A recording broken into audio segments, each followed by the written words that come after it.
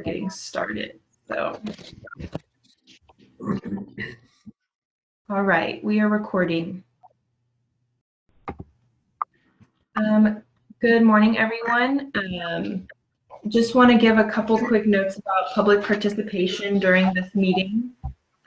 For those of you that are watching, our participants, if you would like to speak during the meeting, whether it be in our public comments section or on an item, you can click, if you're on a computer, in the bottom of your screen, there's a little hand that you can click to raise your hand, and I'll be able to see it. And then I will let the acting chair know that there is someone wanting to speak, at which point I'll unmute you, and you will have to unmute yourself as well.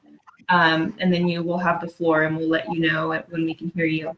If you're on participating from a smartphone or tablet, it's in the bottom corner of your screen. There should be a little button with 3 little dots. That will expand to another menu where it will allow you to raise your hand. And if you're calling in on a phone, you can push star for the menu so that you are able to raise your hand. So with that, I'm going to ask if anyone wants to be our acting chair this morning to start with the roll call and call all of our members present and to start going through our meeting.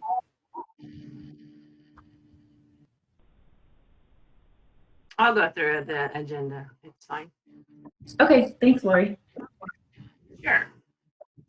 So we'll start with a roll call. We'll call the meeting to order at 9:37.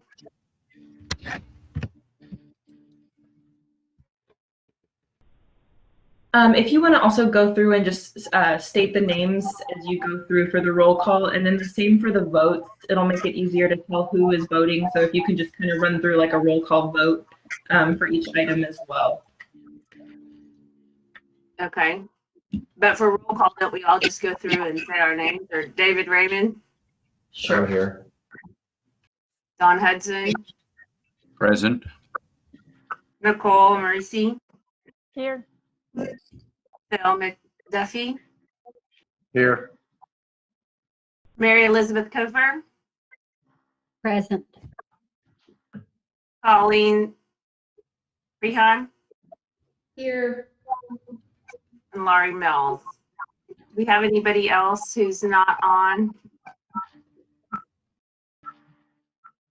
Okay, and we'd like to welcome Don Hudson to the board, our newest member since Catherine Horn had resigned. So welcome, Don. We're glad to have you. Good to be here. I'd also like to mention we also have David Raymond. This is his first meeting as well. He was appointed a couple months ago, but we haven't had a meeting. So welcome to both of you. Yes, Thank you. welcome, David. I think you're just part of the group because we've seen your name for a while. So welcome. Right. Thank you. All right, we'll move on to public comments. Are there any citizens wishing to address the Park Commission? I do not see any. Oh, okay. I do have one hand raised, and I will mention that this is for things for items that are not on the agenda. So if it's on the agenda, you can speak during that item, but this is for items not on the agenda. We do have one hand raised, Rachel Thwing, and I'm going to unmute you right now, Rachel. You'll have to unmute yourself, and then you will have the floor.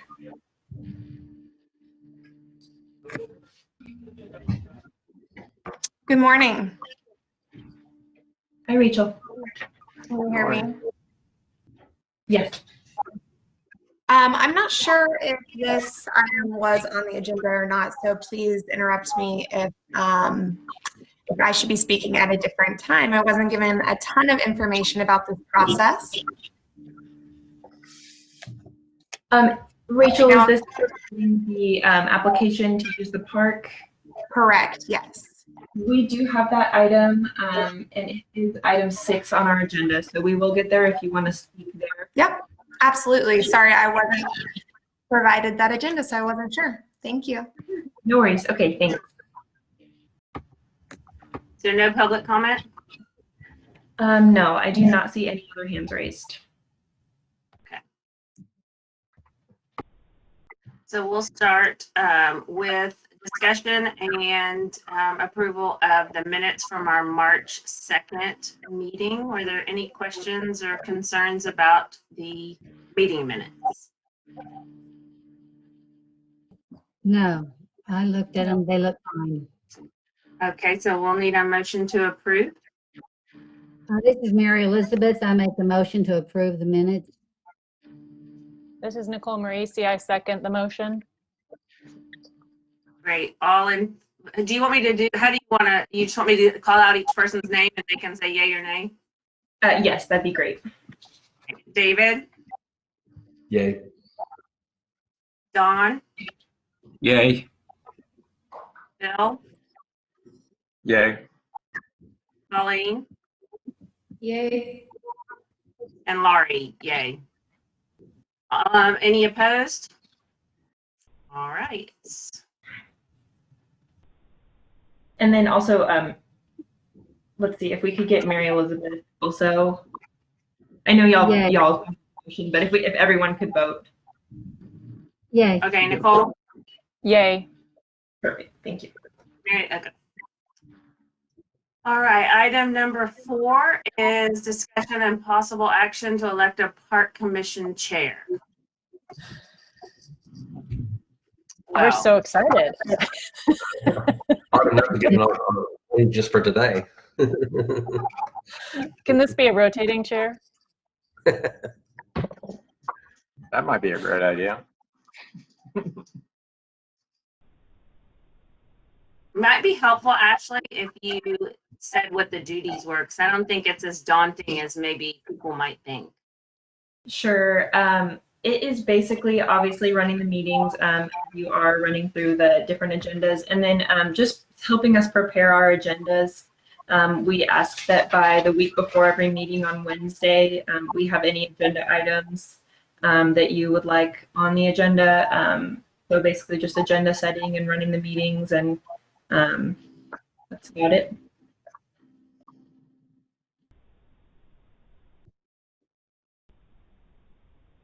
And I'll be working with whoever does become the chair to kind of go over how we do it. Really not, it's not a daunting task, but just kind of someone to take the lead and make sure we get our agendas together and on time and things like that. I'd be willing to do it. Yay, Phil! Phil. Do we need to go through and do do we need a motion and all of that? Yes, that'd be great. Okay, I make a motion to approve, Phil. I second the motion to approve, Phil. All right, David, Yay. Dawn, Yay. Nicole, Yay. Phil, Yay. Mary Elizabeth, Yay. And I would vote twice if I could. Oh, thank Colleen, you. Bill, you're awesome. Thank you. Yay. and Laurie, yay. Any opposed? All right, Phil, you want to take it from here? No, I don't. Okay. I will I finish suppose I up will. today. If I knew, I would have printed out all the agenda. It makes it a little bit difficult. I was just planning on popping over on screen to Well, the that's what I'm different. Yeah. Well, that's Okay. your fault. So I will look. I will look peculiar. Let me see if I can get. It's okay. to the It's all right. other things. It's a Can trial I by ask them- fire over here. Can All I right. ask something real quick before we go any further? Sure. I'd just like to ask something real quick before we go any further. So we've clarified what the chair of the Park Commission does. Since we have 2 new members, before we go any further, can we clarify what the roles of each member of the Park Commission does? Yeah. I think that may be a discussion for another time or offline. I don't know. What do you think, Ashley? We could set an agenda item for the next meeting to go over it, and we could get something prepared. That way we have a little more coordinated discussion, if you'd like. Right. Phil, if we put that on the agenda next time to clarify our roles as park commission members. Thank you. Okay. Sounds great. All right, next up is Andrew Zuka to talk about a possible Eagle Scout project. All right, we do have Andrew here. And in your packet, you have the proposal that he submitted. So Andrew, I'm gonna unmute you, and then you will have to unmute yourself as well, and then we will have the floor. Should we mute ourselves while he speaks? That would be great. Yeah, if while you're not talking, it might reduce some of the feedback. Just don't remember to unmute yourself. All right, Andrew, are you there? Yes, can you hear me? Yes, we can. Okay, hi everybody. My name is Andrew Zuka and I am a Boy Scout in Troop 31. I live in the neighborhood of the Rollingwood Park and I am a Life Scout working on my Eagle Scout. For those of you who don't know, Eagle Scout is the highest rank that can be awarded in Boy Scout, and it's very few people will actually make Eagle Scout, and so it's a very big deal. And one of the requirements to become an Eagle Scout is do a project that involves you leading the project and not doing the work. And so I am proposing that for my Eagle Scout project, I build a Gaga Ball pit at the Rollingwood Park, as I use the Rollingwood Park frequently, and I would find that a Gaga Ball pit there would in fact make the Rollingwood Park an even more fun place for people to play. So now I'm going to talk about the actual plan. And so I plan to build the Gaga Ball pit to be 30 inches tall, which is about 2.5 feet for each wall. And the walls will be 8 feet long, and they're going to consist of 2x10 boards that are 8 feet long each, to give you the 30 inches of height. And I will be securing the walls with brackets from an independent dealer that come pre-drilled for the specifications that I give them.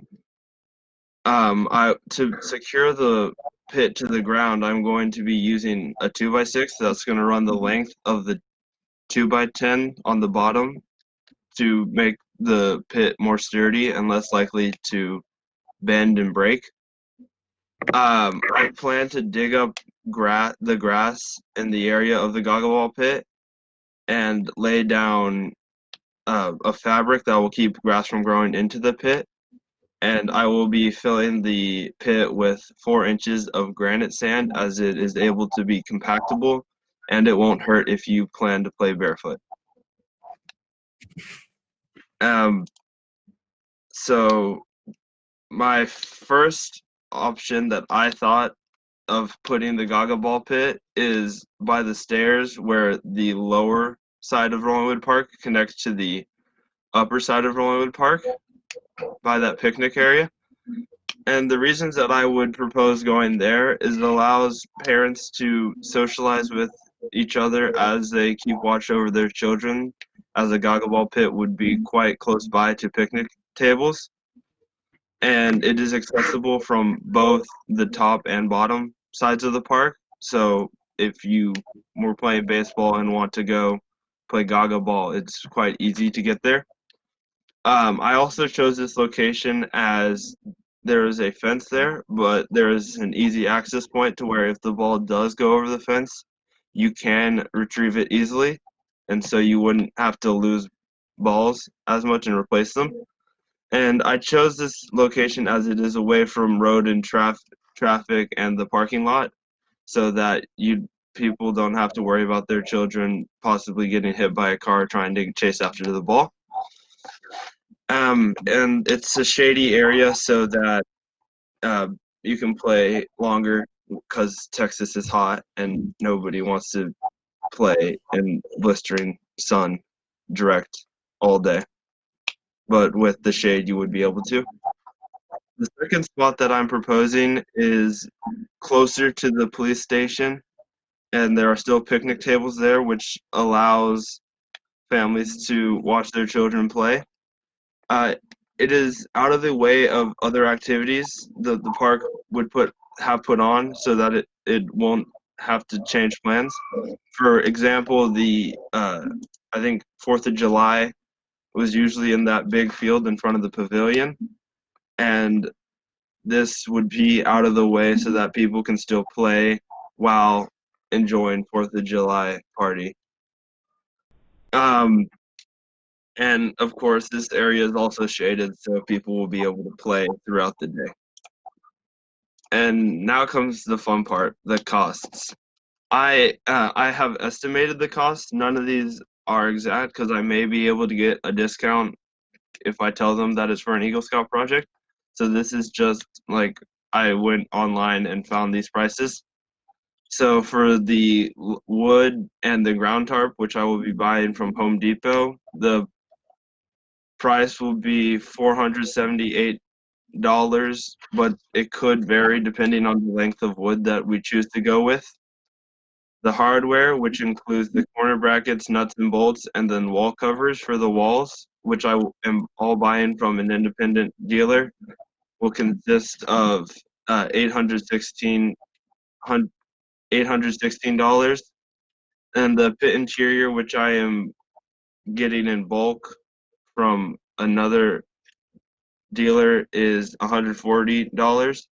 And so if my math is correct, which I hope it is, it comes out to $1,435.08. Any questions? I have a couple. Don Hudson here. How is Gaga Ball spelled? I've never heard of this game. It's spelled G-A-G-A-B. It's Gaga, G-A-G-A, ball. Ball, okay. And, yeah.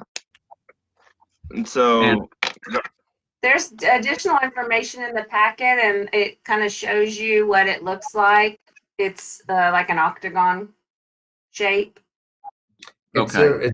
It's a very common game in most elementary schools. You'll see it set up there. Eanes has it, and some of the other ones, and even in the middle school playgrounds have it as well. Okay, I can find out about that. What is the Thanks. wood going to be treated with? And then how do you prevent it from rotting? And what kind of maintenance do you propose would come from the construction of what you are suggesting? The wood's going to be pressure treated, so it will last longer than the natural wood, and so there shouldn't be any maintenance necessary for a good long while. But if I were to look into the future, I would say that probably just replacing boards would be the only maintenance needed. But Andrew, the cost of the Gaga pit comes out of the park budget, correctly? You're just doing the labor. I actually have to fundraise part of it, and so y'all can help provide certain aspects of it, but the goal of this Eagle Scout project is so that I learn fundraising skills and leadership skills. So I will have to fundraise at least a portion of the money. And at what point would we know what you would need from the park commission? Once I I'm gonna set up a GoFundMe or something like that, and I'm not sure when you would get. It'd be before I actually build the whole thing, but I don't think the park commission will have to take out too much money within their budget. It all depends on what I can fundraise. Okay, so the goal is for you to raise all the money to do it, and that's kind of the goal. Yes. Okay, got it. Thank you. I've got a couple questions for Andrew, but I first wanted to say thank you for taking our part for your project. Really great that you're doing this work and of so thank you. One question I have is about access for people who are less able. Is there going to be a gate that opens to the Gaga pit so that people with physical disabilities will enter? I'm sorry, you cut out on my end. Can you say the question again? Sure. I wanted to know if part of your plan includes any kind of access, like a gate, so that people with physical disabilities would be able to still enter the Gaga pit. Unfortunately, I had not planned on doing that, but from the place where I am getting the corner brackets and the hardware, they do sell an option to put a gate on there. And so I can revise the plan to allow for a gate if the park commission wants it that way. I think we try to make everything accessible for everyone in the park. I don't know what the other commission members think of that, but I do think there are ADA, considerations if we're going to have playground equipment. Okay, Andrew, that's understood. Bill, I was looking at Andrew's plan. Right now, it looks as if the Gaga pit would be raised from the ground to whatever the height of the pit is, but it doesn't have a gate around it. I suppose if you want somebody in the pit, you would need to provide a ramp, but there isn't a gate around the pit to, as far as I can see, my understanding. Is that correct, Andrew? Yes, sir. There is. What I had been planning on doing is cutting out one of the 2x10s to make a little slit for people to climb in and out, but it is not a gate to where a disabled person would be able to get in. And what is the height of the, without the cutout slit, what is the height of the pit, basically, from the The ground? height is 30 inches. 30 inches. So, I think a gate would be the easiest way to do it. Just have one of those panels open up.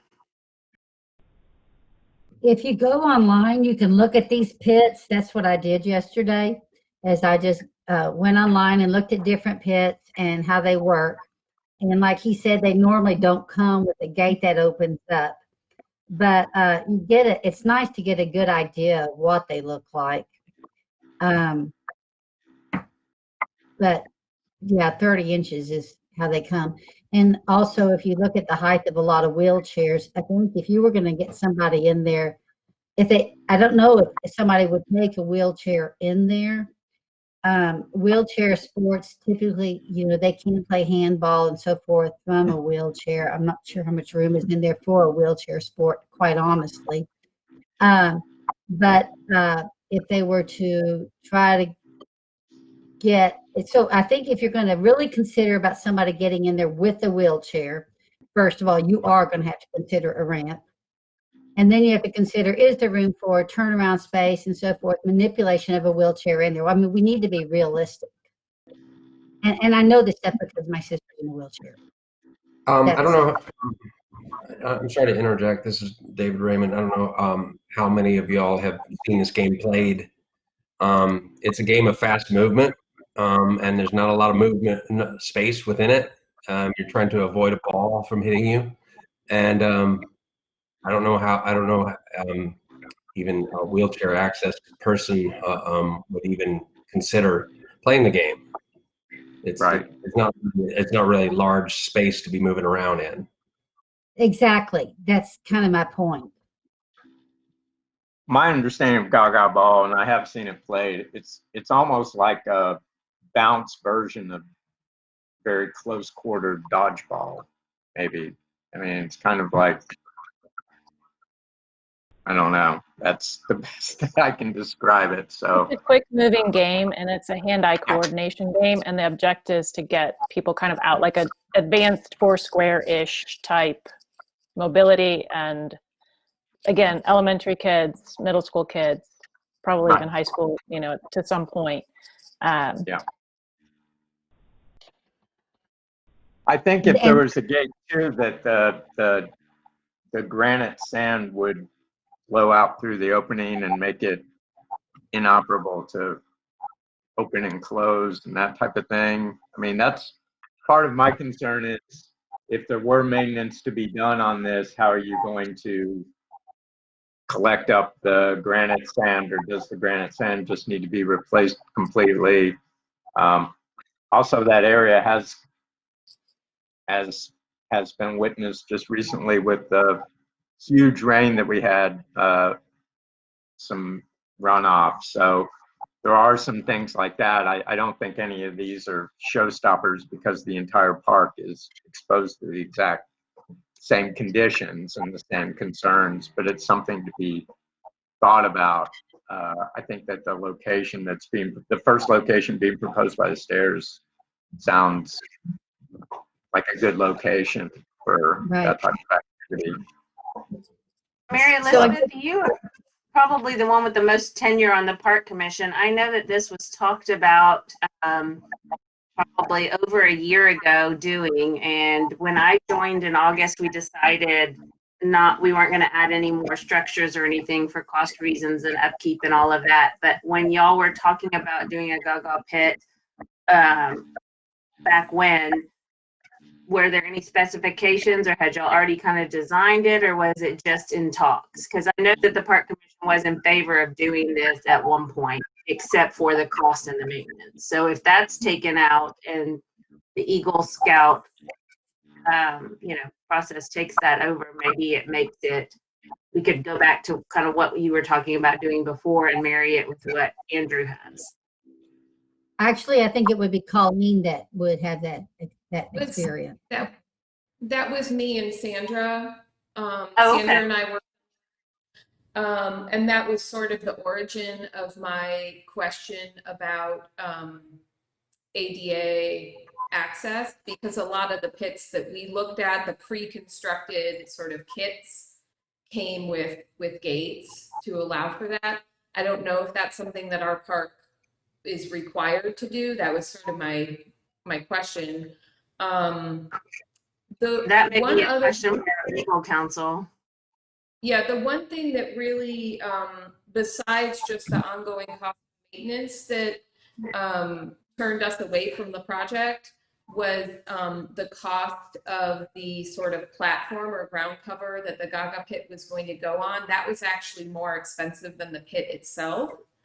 And we had talked about, mulch or other possibilities. I think we had shied away from sand because there was a concern that cats would use that as a bathroom.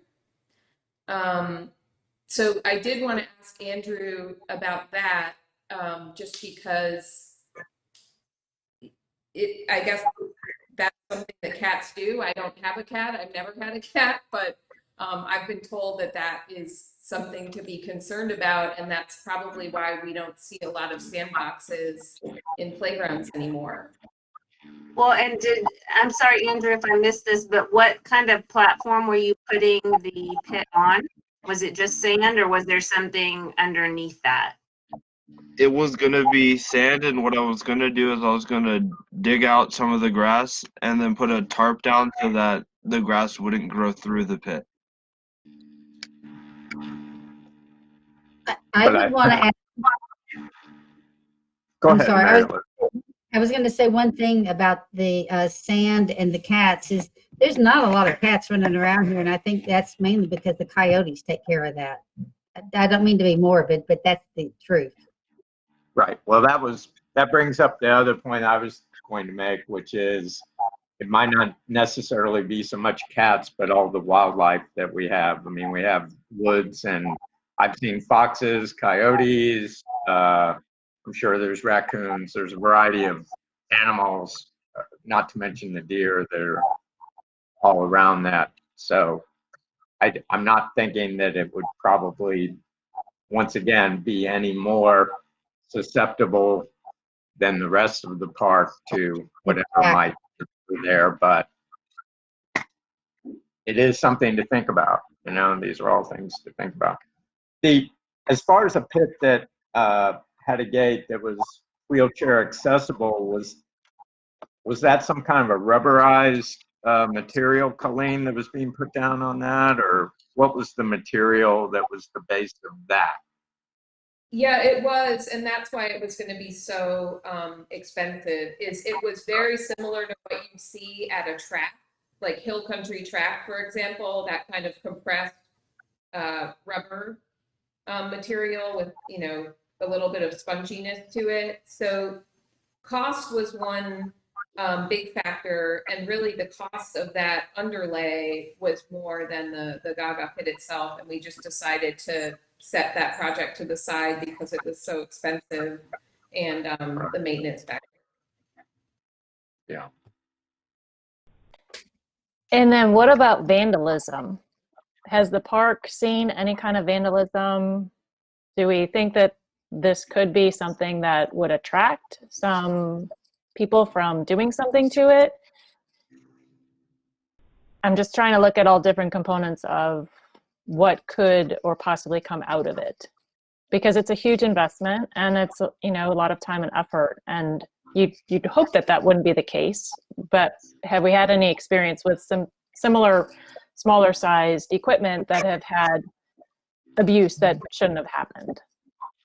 Well, I don't think it'd be vandalism, but I do think that children, if there's loose material to be picked up, loose material will be picked up and thrown and scattered.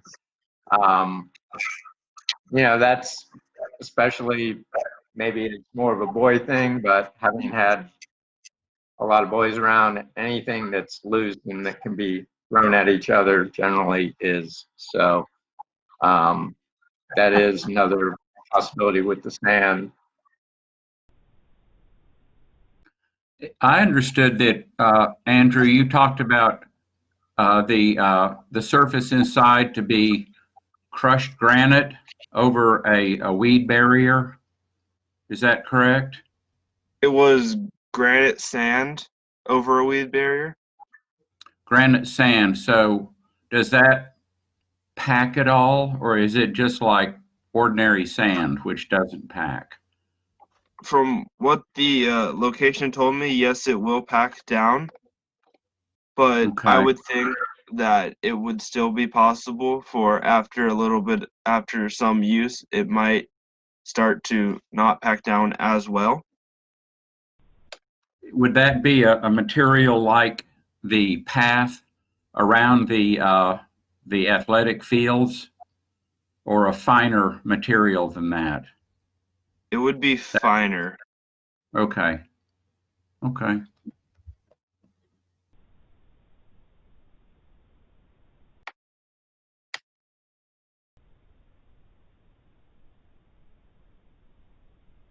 Well, I think it's a great idea to give the kids another game to play. I agree. I love the idea of giving them another reason to go to our park. And I I love agree. And that. I asked my boys yesterday, I said, what do y'all think? And they were ecstatic. They said that so many kids would be up there using it. It gives them, it's not a sport that you have to have some kind of like a specialty in. So it's not a baseball, a football, or a soccer component. It's truly gender neutral, all ages and abilities can do that. Yeah. And Andrew, he's got so many brothers. He knows what kids like. Well, do we want to make a motion? I'll make a motion that we approve this. I I'll would second like that. to find out what the difference is with the cost material of that more rubberized, because I do think that that would be a better long-term solution as long as it's not cost prohibitive. I don't know what the costs are on that. I like the idea of it too. I'm all in favor of a Gaga ball pit. I would just like something that's going to be sustainable and not become a maintenance issue or anything like that. So, and I noticed that Hill Country Middle School, when I drove by yesterday, it looks like they're redoing a lot of their fields. There may be some material that could be repurposed. Maybe if they're doing their track, we could get a piece that wasn't as chewed up and maybe repurpose it. I don't know, but that might be an option to look into. I don't want to push it out, Andrew, but I would like to have more information. I think the big stumbling block is kind of the sand. I'm wondering, not to counterpoint. Well, maybe I am counterpointing, but would you wouldn't you over long term want to replace granite sand, which is a natural material, rather than rubber that could be spread across the grass area and doesn't biodegrade, for example? Well, I think when we're putting down the weed bearer and everything, I mean, the granite sand being thrown outside of the pit will go into the ground and aerate it and be biodegradable. That's very true. I'm just thinking. Yeah, and if we're talking about a gate, which is, that might be something we have to consider. Then it's more likely that rubber pieces will go out in the general lawn. And so the rubber material, I'm thinking would just there, be a mat underneath, and the gate would still be able to open and close. That's why part of the reason I was suggesting rubber materials, because I think it better suits toward a gate. Maybe Colleen knows more about that. Well, do we need to, Ashley, I'm kind of looking for your direction here. Do we need to say that we approve this, but we want to be more, we want to have more details and things before it gets started, or we want a subcommittee to work with Andrew on this, or what's the best way to move forward? I think I would propose that we approve it, but request that Andrew come back to us with maybe any other options that he's researched for the fill material to go inside it. Then I would propose that we have some people work with him that have these suggestions, like Phil, for example. And also, I think that we're looking at a completely different game. Or he's proposing something without a gate. We've got to decide: do we really want a gate? Are we expecting that children are going to try to get in there with a wheelchair? Because that's really a different sport. Because I don't think they're going to fit in there to do a game of Gaga ball. So, Right. Are we really expecting children are going to get their wheelchairs in there? And if so, for what exactly? Because I think we need to be fair to Andrew and not drag him along for the next 6 months on this. But if he needs to plan on getting a gate in there, let's tell him now.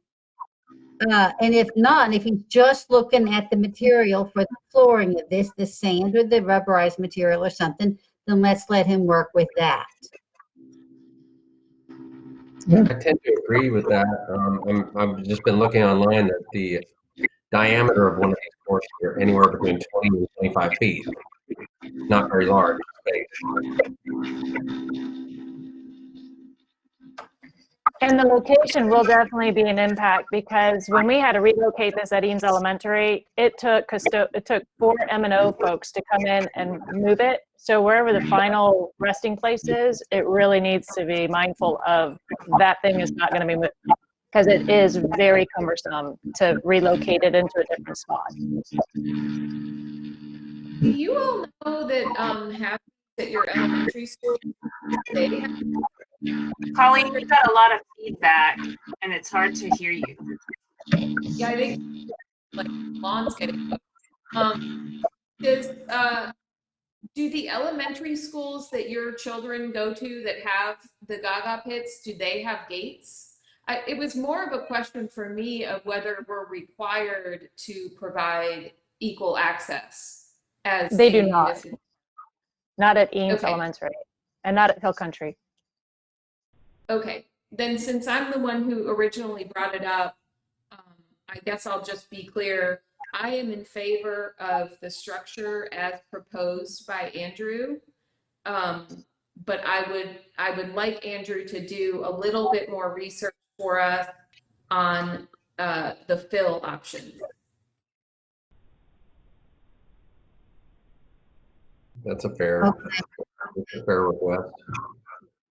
So then are we suggesting that we make a move possibly to approve this, that he researches the different options for the fill? I'm in favor of that. You Do we know, need to- Are we going to discuss the location? They're similar, but do we have a consensus on which?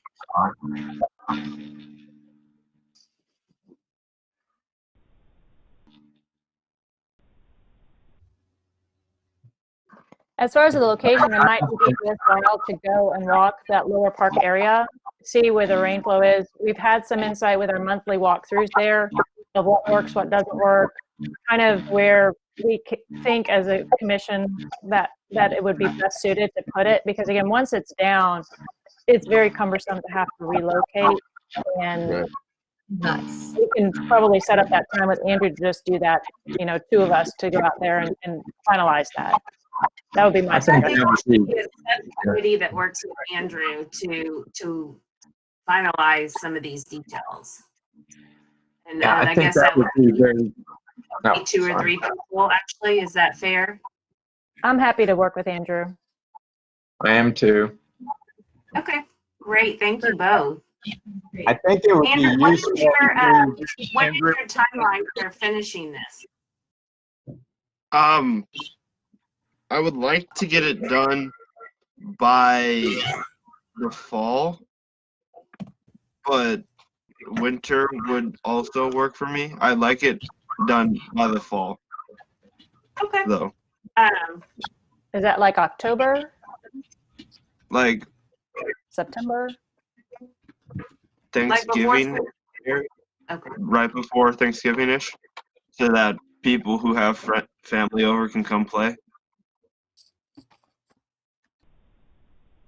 Andrew, I have an idea that, for people to actually visualize the size of this, it might be good to do a mock-up at the location, maybe stake it and have a little, string Coming or soon. something kind of showing the area. And then maybe the different people from the Parks Commission or whoever else is interested could come by and actually see exactly how much real estate we're talking about, what's the size, where's the actual location or the proposed location going to be, so that we make sure that, to Nicole's point, that it's placed in a place that is suitable and people think is a great idea, and we're not going to have anybody want to move it, that type of thing. Is that something that you could possibly look into doing, or? Yes, sir. It is. That'd be great. I might even have some stakes but I also know they have, they also have flags available. Just the city itself has flags available that I used on It's My Park Day to kind of show the area. So that might also be a very easy, free way to kind of show the area that you're discussing. In fact, that's probably even better. So you might want to arrange with City Hall. Of course, now we're in unique times, so I don't know what would be the best way to come by and talk to David or somebody, but David has flags that might be made available to kind of show the area, that Andrew could get some flags and kind of flag out the area that he's proposing that the Gaga Ball should be placed. Well, I think in the interest of time, we can probably move that discussion to the subcommittee and go ahead and give Andrew the green light to move forward with the subcommittee. So I think I'll make a motion to approve the Eagle Scout project by Andrew Zucka. Seconded. All right, David, Yay. Don, I vote yay, but we are assuming there will be considerably more detail provided to us, and we're just yes, saying, he'll be working with okay, the proceed subcommittee. with the design and work through the details. So yes, in that case, I vote yay. Great. Nicole, Yay. Phil, Yay. Mary, Elizabeth, Yay. Colleen, Yay. and Laurie, yay. Thank you, Andrew. Good luck Thank to you. you. Thank you. And so I guess Nicole and Phil will be in contact with Andrew. And I'll go ahead and help provide that connection as well. So Before next meeting in July. And All right. Ashley, how will you, is that going to be an email that you're going to send with all of our separate contact information? I can do that. I can include you all three on an email and connect you that way. And then if there's a better way that y'all would like to, or maybe meet up here or something, we can make it work. We'll stay socially distant or something. Okay. All right, so moving on to number 6, we'll talk with Pure Bar about a possible commercial permit. All right, and we have Rachel here again. I'm going to unmute you, Rachel, and you have the floor. Hello again, everyone.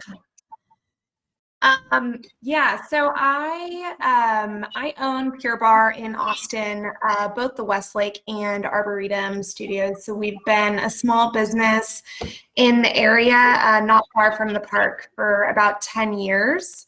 I don't know how many of you guys are familiar with what Pure Bar is or what bar is in general, but we are a full body workout that really prides ourselves in being more than a workout, but also a community for our members to really come together and to support one another in living healthy, active lives. And it's the workout itself uses small isometric movements for a full body workout for 50 minutes. Of course, we can shorten the workouts, and we have different varied workouts as well, but all centered around small isometric movements that work the muscle to fatigue. So the workouts themselves are primarily stationary, so we're not running around the park, we're not moving a ton. You kind of stay on your mat throughout the entire class, so everyone is confined to their own space, similar to yoga. And obviously during coronavirus, it's provided additional challenges that we've had to face as a small business and also as a community. We have a very strong community of people that are looking for an outlet to be able to come together. And although we've opened our doors again and are providing those workouts in the safest way that we can, we certainly still have members that are uncomfortable coming into a room filled with other people, even if we're limiting those class sizes to a very small number and everyone's staying in their space. And so my idea was just to provide a more comfortable environment for our members to come together and kind of provide a little bit of, community support for one another and being able to come together again, since we've been separated for such a long time, in an outdoor space to do something that we all really love and for some of us has really changed our life. That's kind of where we're at.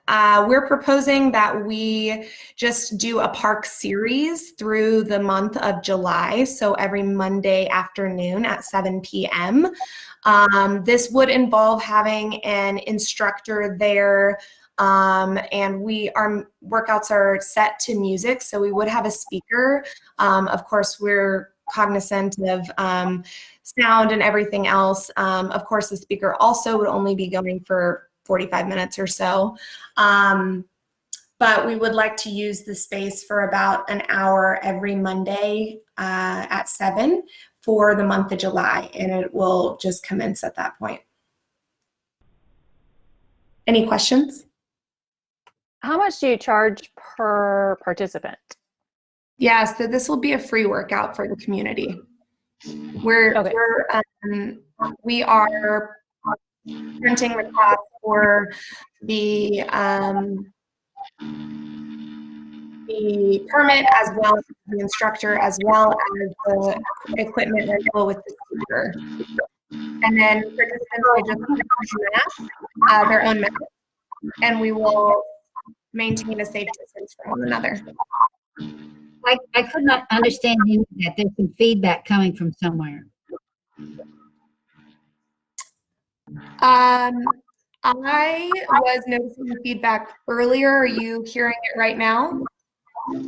We did. If anyone who's not speaking could go ahead and mute themselves too, that would probably help us know the feedback. You know what, Ashley? I'm having trouble figuring how to mute mine. I don't see my name on the right-hand side. Can you help me figure out how to mute mine? I'm sorry, I was on mute. On your screen at the bottom of your computer is a little microphone. So when you turn it orange, you're muted. There you go. Okay. Okay. Where would you like me to start, or just repeat everything? When you were discussing this was a free workout for the community, I think that was where we kind of started breaking up. Okay. Yeah, so it will be a free workout for the community. We will be absorbing the cost for the permit, as well as I'll be paying my instructor to be there, obviously. And we'll also have a small equipment rental fee. But this is really just to kind of inject some life back into our community and the community in general in that surrounding area and neighborhoods. And then will you provide sanitizer for your participants and follow the CDC guidelines as far as what you're supposed to be doing with outdoor activities? I mean, everybody's on heightened alert and it's hard to 100% do it, but what other precautions are you going to be providing for the participants? Yeah, so we'll bring hand sanitizer. Nobody will be touching any equipment at all. Like I mentioned, everyone just brings their own mask, and then we'll definitely instruct everyone to space themselves out appropriately so that no one is in, greater than a 6 foot, maybe 10 foot range of each other. And because we have the speaker, that'll facilitate still being allowed to hear the instructor. And then is this a trial basis? You're sort of implementing this for the month of July. And then do you have any future plans moving forward with, just kind of gauging the interest and the participation? And then what do you propose to do, after the month of July? So we, because I mentioned this isn't just a workout studio, it is very much community driven. Our clients and members feel like they're part of something bigger, and they come in and, everyone knows each other's names. We know we're asking about each other's lives and everything. We often, not just in this time, find ways to engage in the community and go out and do fun things. That being said, this seemed like a well-timed thing to pick for the current environment. And so right now we have no plans to continue doing any workouts in this space, although we would love to consider it again, maybe in the fall for a couple pop-ups. Most likely not more than 4 for the rest of the year if you guys were to be open to that. But we like to do fun things to get people out and engaged, and just bringing fitness and health top of mind. I had a question on where this was going to take place in the park. Mm-hmm. So I don't have any kids, and I've only been to the park one time to check it out. So I actually had no idea what Gaga Ball was, but I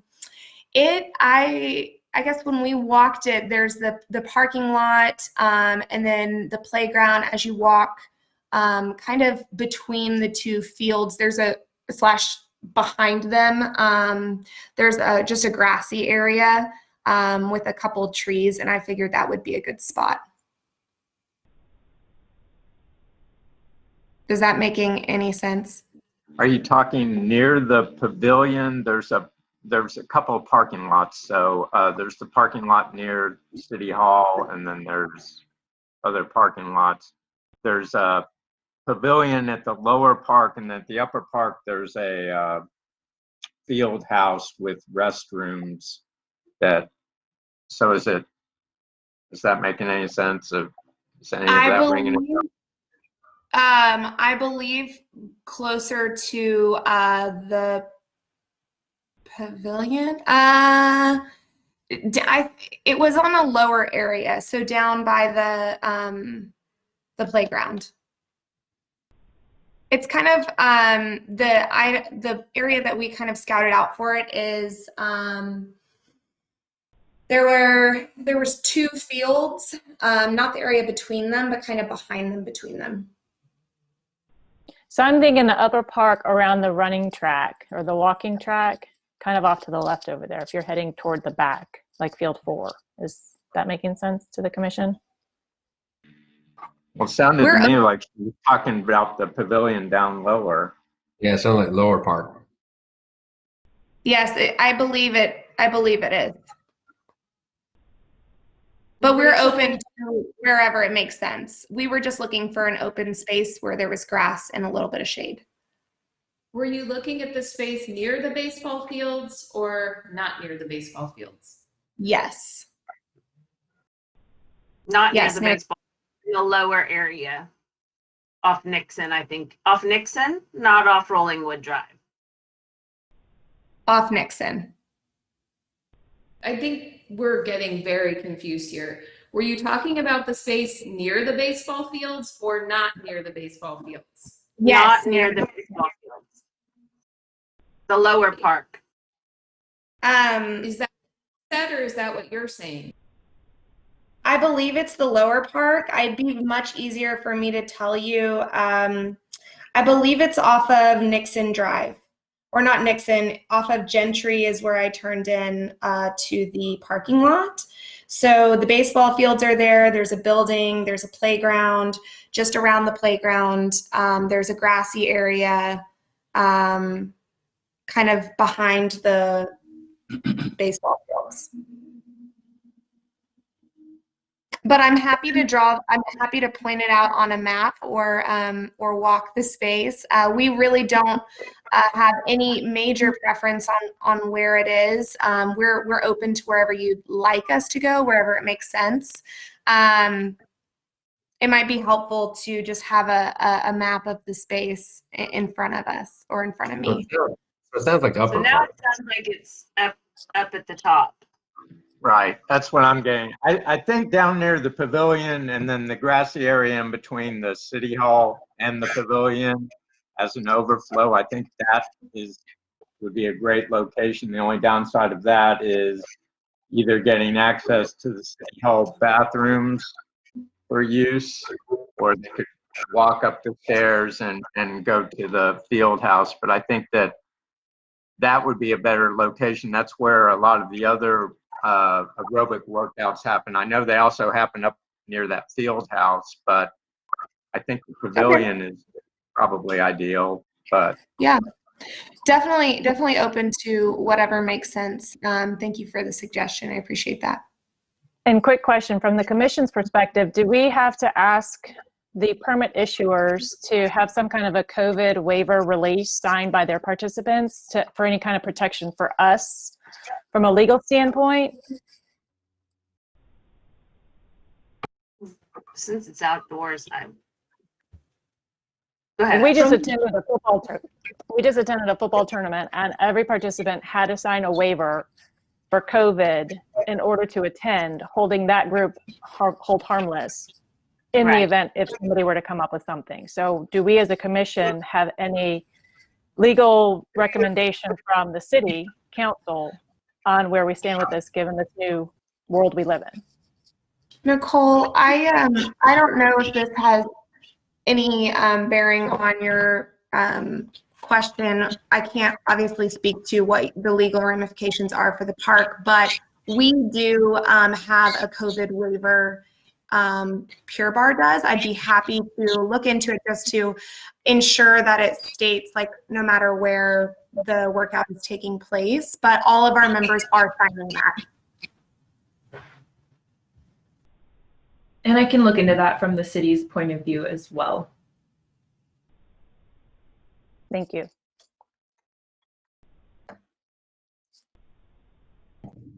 I have a question.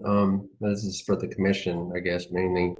I thought we were in a phase with COVID where we're not allowed to promote large gatherings. I guess we're not. I guess we're not in that phase because we're at I-9 there and such right now. Can somebody clarify that for me, I guess?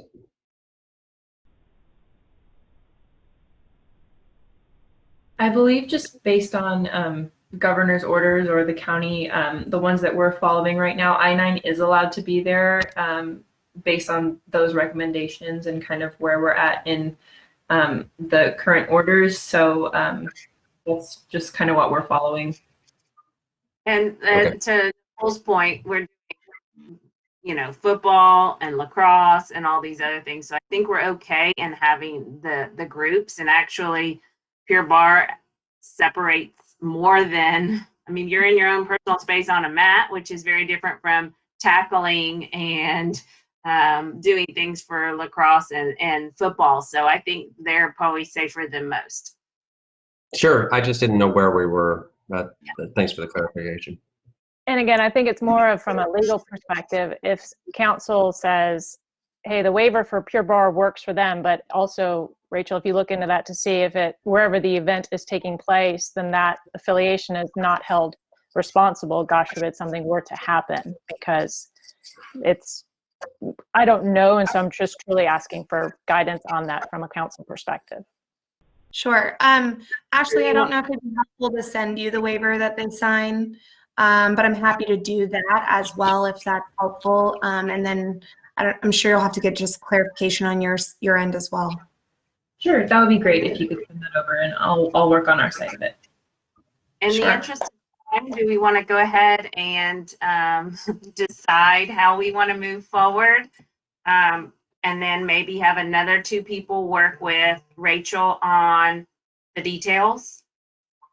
I'm happy to be part of that, but I would make a motion to approve. I second the motion to approve. David? Yay. Don? Yay. Bill? Well, I'll go back to you, Nicole. You Yeah. have to, okay. Bill? Yay. Mary Elizabeth? You're on mute. You're on mute.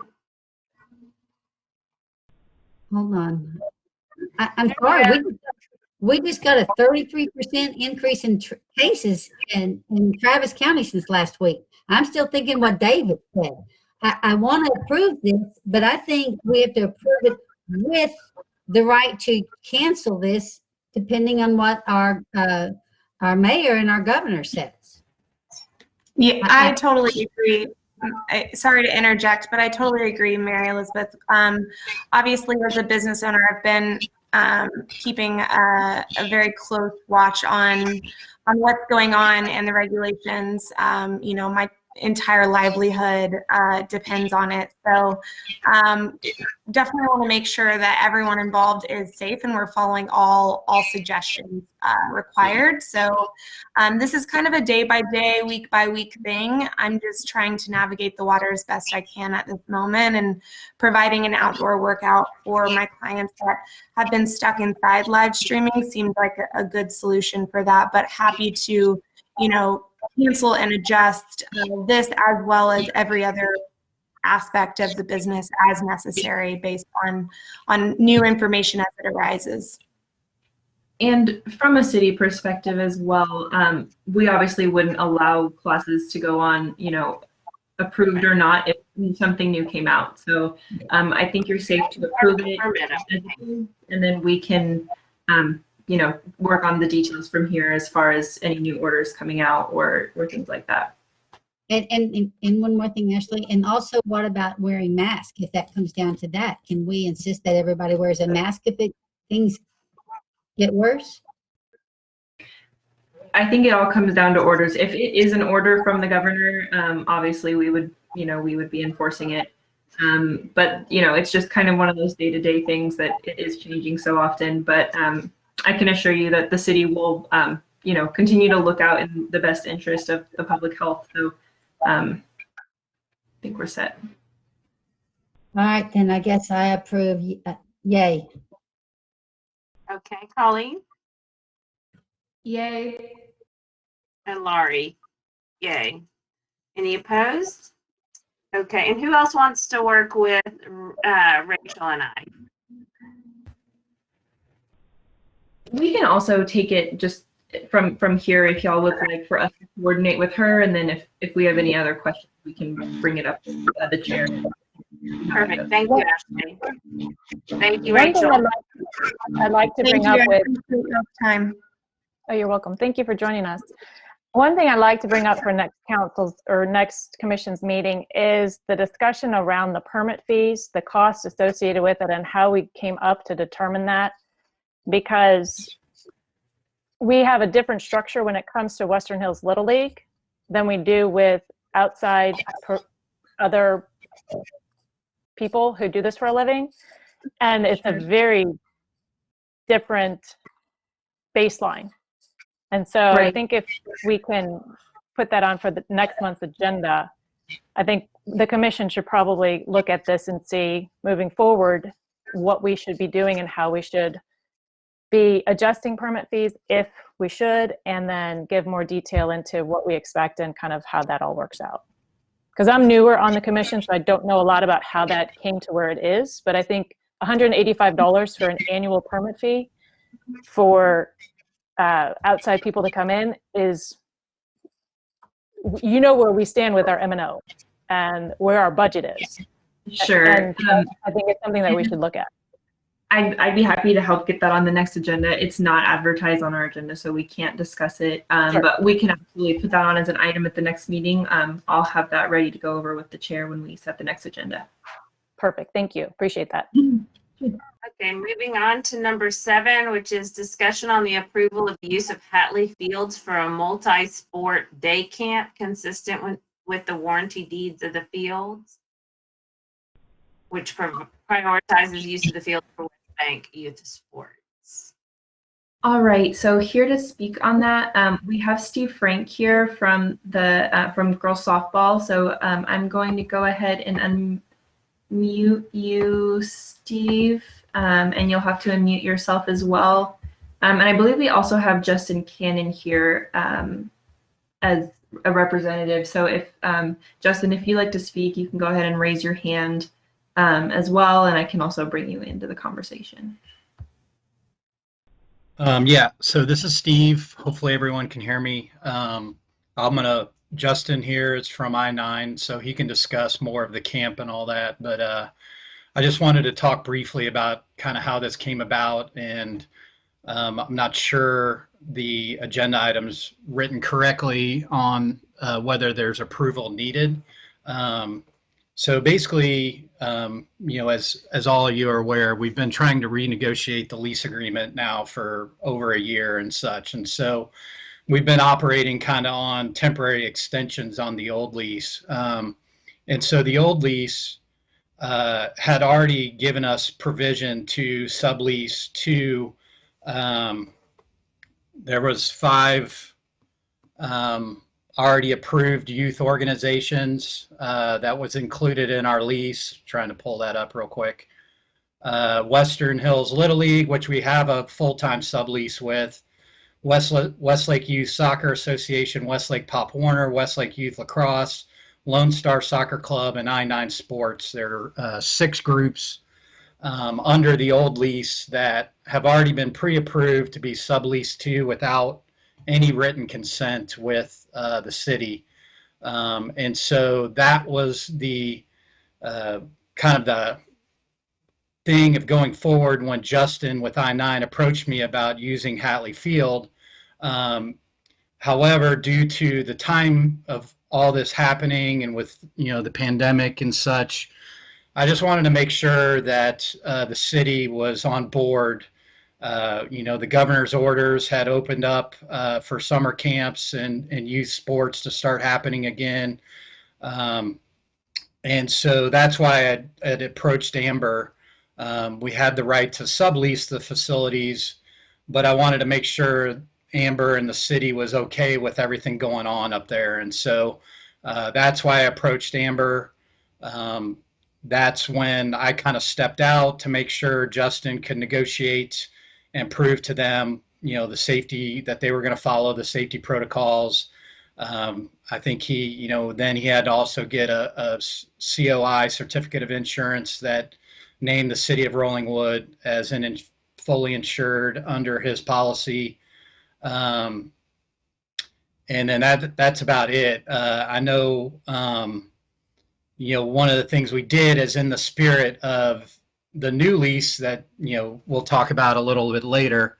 As part of our old lease, we were able to sublease it ourselves and then split the money between Little League and softball. But we went ahead and let I-9 negotiate the rental rate with the city, and they basically are paying the entire rental amount straight to the city to be earmarked back to the park. So that was just something I felt, we felt strongly as part of how the new lease is going to be set up to do that. But I just wanted to bring up that I felt like we had the right to lease it under our old lease. And so I just wanted to give you the history of that. So, and then, like I said, Justin is on the phone or on the call, and he can answer any other questions on what's going on up there.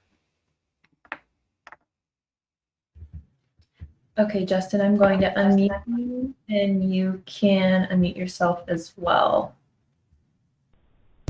All right, can you guys hear me? Yeah. Yeah, I'm happy to walk through kind of what we're doing at there and then answer any questions if that works for the committee. Essentially, we have a youth sports camp. We're running multi-sport camps under the governor's protocols, actually doing quite a bit more than what is required of us. We have a max number of 40 kids is what we've agreed to keep it under. We aren't at 40 in any of our camps as of yet. So for instance, this week we have about 26 kids. They're broken into 3 small groups. Those groups have 0 interaction with each other. So each group is almost like its own pod. So we're keeping them in small groups and spreading them across the fields, separate break areas. All of our staff is temperature checked every morning. We have hand sanitizer. We're actually sanitizing the urinal handles, the faucets in between every break, as well as the picnic tables that are used for breaks after every break. So those are kind of the safety protocols that we're doing to make sure we keep the kids safe, as well as staggered check-in and check-out times and multiple check-in, check-out locations spread across the fields. So that's kind of what we're doing, and all of our camps across Austin right now, but specifically at Rollingwood. You are named as on our insurance as additionally insured, and we have COVID waivers signed by all the parents, which essentially through the insurance transfer to you guys.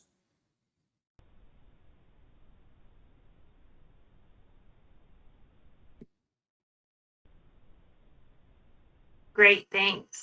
Any questions?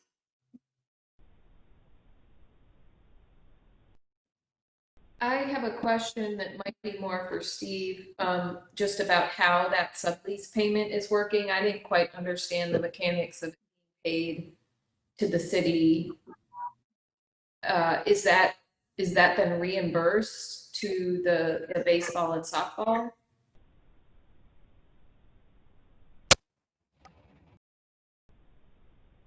Hello? Can you hear me? Yes, we can.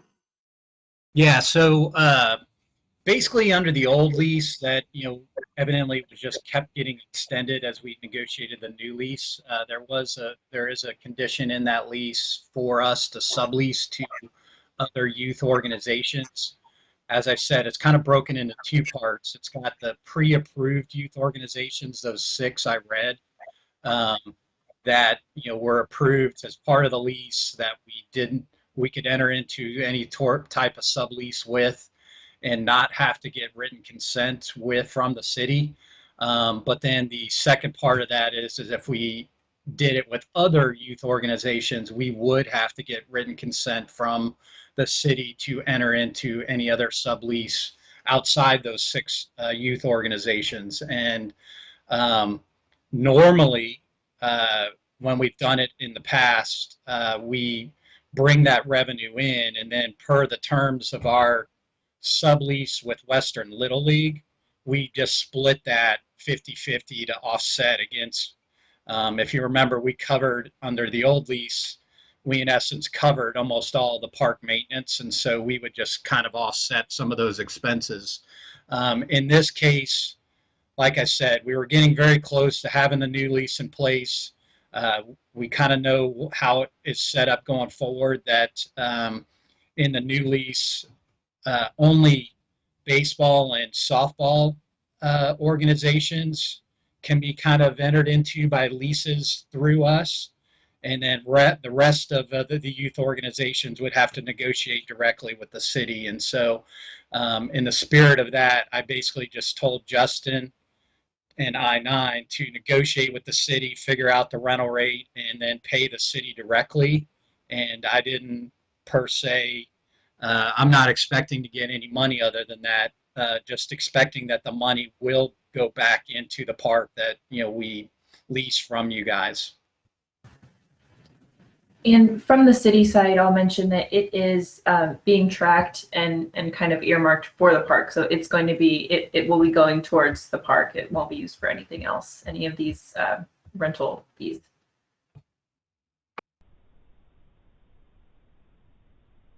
Did that answer the question? Was it? Justin, you had mentioned that, thanks for being on the call. You had mentioned that you're taking the thermal temperatures of your employees. What about the kids coming into the programs? I'm not sure if the governor had requested that. I believe each kind of group is doing their own, so I'm not sure where you all stand on that. Yeah, there are no requirements for us to even check temperature of staff. The governor's requested everybody self-check. So what we've done is we obviously, like I mentioned, are checking our staff. And then we've asked our parents to self-check every morning. Obviously, hold out your kids if they have symptoms, if they've been exposed, any of those things. And we've actually attached the governor's orders to our communications before camp starts, explaining in detail how this is going to work and what we expect from our parents. And then, of course, we're monitoring. I mean, we haven't had to deal with this yet, but we're visibly trained our staff on symptoms. So if we have kids cough, if we see something going on that shouldn't be going on, then we'll be addressing it. That's great. And then is there any notification that would have to come to the city if you found out that one of your campers did test positive for COVID? Do we have, and maybe that's more of a city council question, I'm not sure where we stand on it, but just given the amount of kids that are coming into the park, and it's more of a residential park versus, kind of the high school fields, or again, just asking these questions just to understand the protocol, what we expect from a commission as well as from a city. As far as I know, what the CDC has asked is, for me, my focus is on who's been exposed. But I'm happy to alert you guys if we have an issue, for sure, so that you can decide if that changes what you want to do with the park. Just let me know. We have not had any issues, by the way, to communicate, so yet. Good. That's really encouraging. Commission, I don't know how we stand, or if we would feel that if there wasn't somebody who tested positive with this group, do we as a commission want to be notified, and or Does the city want to be notified and/or?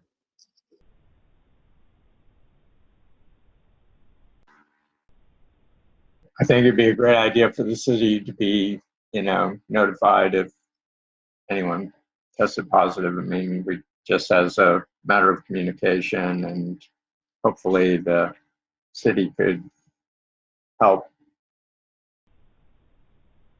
make sure that, that gets contained in whatever fashion is appropriate, uh, and perhaps get communicated to whatever fields were available so that people coming to the fields would be aware that, whatever risks they're taking, that type of thing.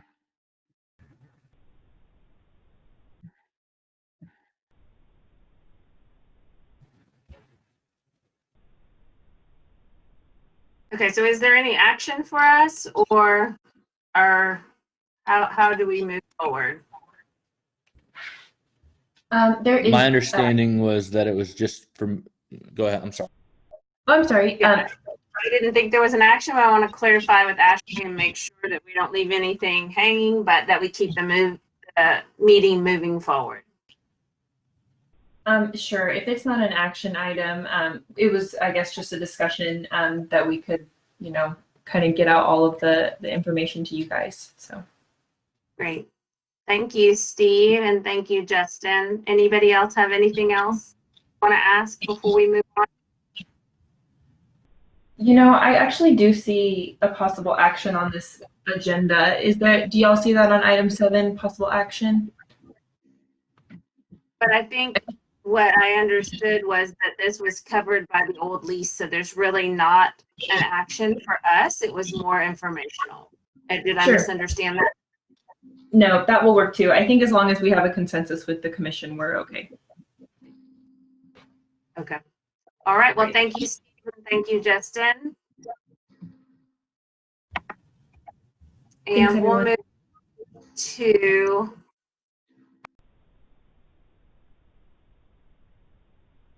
sorry, I lost my agenda. There we are. Discussion and possible action on a recommendation to the city council regarding the standard agreement to rent Hatley Field. So this is sort of along those same lines. Unless you think that we've covered that and we want to move on to Butterfly Garden. I'm a little unclear on this next item. So this is the standard agreement that I guess we're kind of proposing to be used for any future instances like this. We were just hoping to get y'all's feedback on the document, and then it will go to council for final approval. So this is just a standard agreement that we would use for people to sign when they wanted to lease the fields. Or This just says here that the primary term is period of 10 years. So is this for the big lease we've been renegotiating, or is this a sublease option for somebody like I-9 to come in? That's where I'm confused. Can you clarify that? I thought it was a sub, but the 10 years doesn't. This is item number 8, the Hatley Fields rental agreement. I'm sorry. I'm ahead of The big myself. lease is later. Yeah, the big lease is later in the packet. This is just a little one-page agreement. The same one that y'all saw in the packet filled out by I-9. But this is the And this is the city is giving this to groups that want to come in and sublease. Is that what this is about? Yes. Okay. It's a licensing agreement for rentals. And then does the city council determine the rental fee based on, what does the city council determine the rental fee for groups that want to come in and sub-rent or sublease? I don't have the answer to the fees question, but I can get back to you on that. I can do some more research and find that out. This is just the standard agreement that they would be filling out. And I believe we currently have fees in place, but I don't have those with me right now. Yeah, that would be good to better understand. Is it case by case, or obviously there's already something set? Well, and some groups are larger than others, you know, and so are there different tiers? I guess I would ask the city council, do they have different tiers that they're proposing based on the size of the groups that are requesting to rent the fields from us? Because that, and then who would get priority and so on and so forth. And then is there always a space available to have the residents come to be able to access the park? I apologize for my kids in the background if that's loud. We can bring that up when the agreement, you know, with approved or with recommended approval or denial goes to council. So we can bring up the rental fees at that point as well. It sounds like that should go, I mean, I don't want to delay things further, but it kind of goes in line with what was already added to next month's meeting about fees and rentals. It's part of the same discussion. So do you recommend we table this, Ashley, until we have more information? So this is just the rental agreement. It's basically just the terms. I think you would be safe to approve it without doing any, without the fee information, because this document does not show any fees, you know, already listed in it. So Well, this is says that it's just for the use of purpose of playing softball or baseball. So somebody like I-9 would not be able to come in for a multi-sport camp or any of our larger, you know, groups. Again, I'm not one way or another. I'm just trying to get clarification on this. If it's the lease agreement that we need to approve, why is it just restricted to softball or baseball?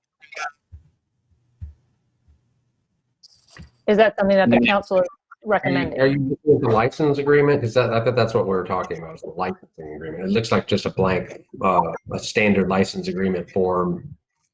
I guess where they're wanting our input if we like this form to be when we do choose a license. You can see where Pure Bar filled it out before, so they're not, you know, they're not baseball or softball, and they filled it out. So I think it's more multi-use than it appears. They didn't fill this one out. They just filled out the commercial use permit application. From what I see, I-9 is the one who did this form with their proof of insurance. right. They had I-9, sorry. the commercial use application in place, and this is a new proposed form for just a standard licensing agreement. Chair, would you like, we have Wendy Hunley, council member, on the line. Would you like to invite her to the discussion regarding fees? Yeah, no, Phil, are you shaking your head? You're on mute. You're on mute, Phil. You're on mute.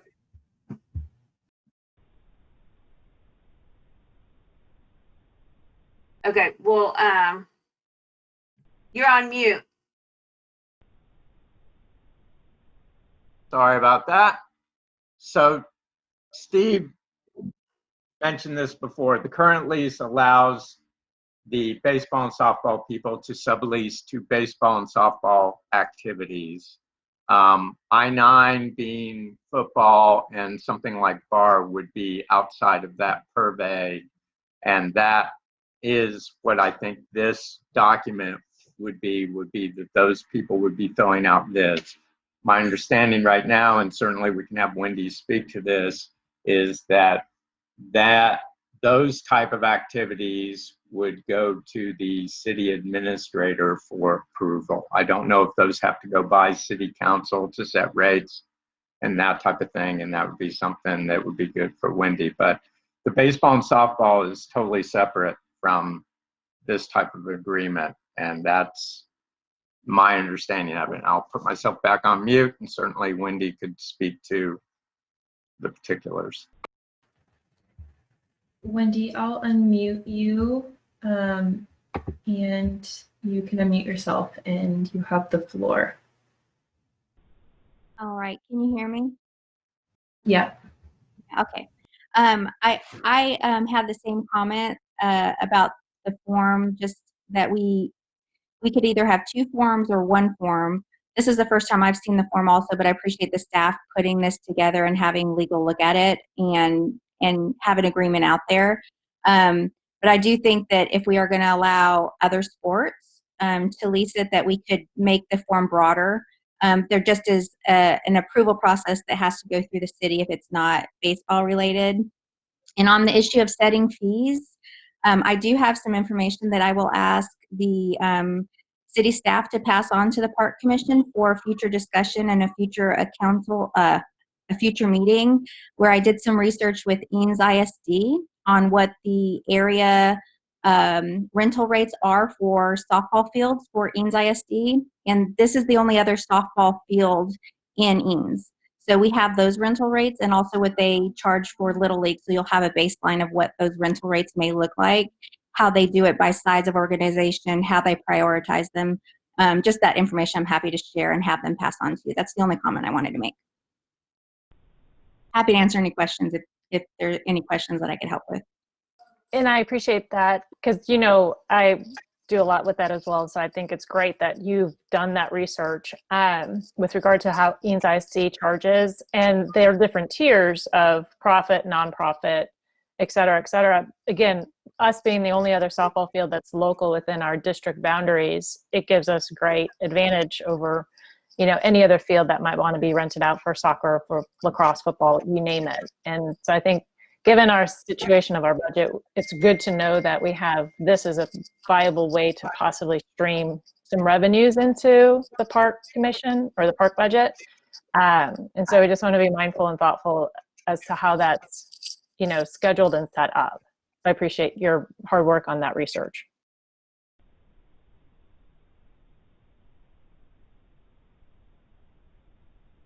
Do we need an action on this? Or do we recommend there be one form for everybody? Or what do you need from us, Ashley? I'm just looking at the time. It's 11:07 and we have our biggest probably discussion coming up, and I want to be mindful of everyone's time. So we do have this as an action item to recommend to council about the form. If there are any specific changes you would like seen to the form, we can obviously look into any of those, but I guess it could be tabled if you're not ready to make a decision on it, if you'd like to see other changes to the form, or it could just go to council approved with certain conditions. But we were looking for action on this. Okay. My only recommendation at this point, without knowing the tiers and all of that, would be that there just be one that encompasses anybody who wants to lease them, not having multiple forms depending on the activity. But that's my recommendation. Does the board have anything, or does the commission have anything else they want to add to that? I agree with you 100%, Lori. Have one form, keep it simple. The tiers will be posted either on the website, and it'll be very specific as to what you want to rent, how you want to rent. And then those are all the legal kind of things that you abide by, but streamline it all, keep it simple, and make it easier for everybody. Yes, I agree. Anybody else have anything else they want Ashley to add in as our recommendations? Nope. Okay, let's move on. We are on to the butterfly garden.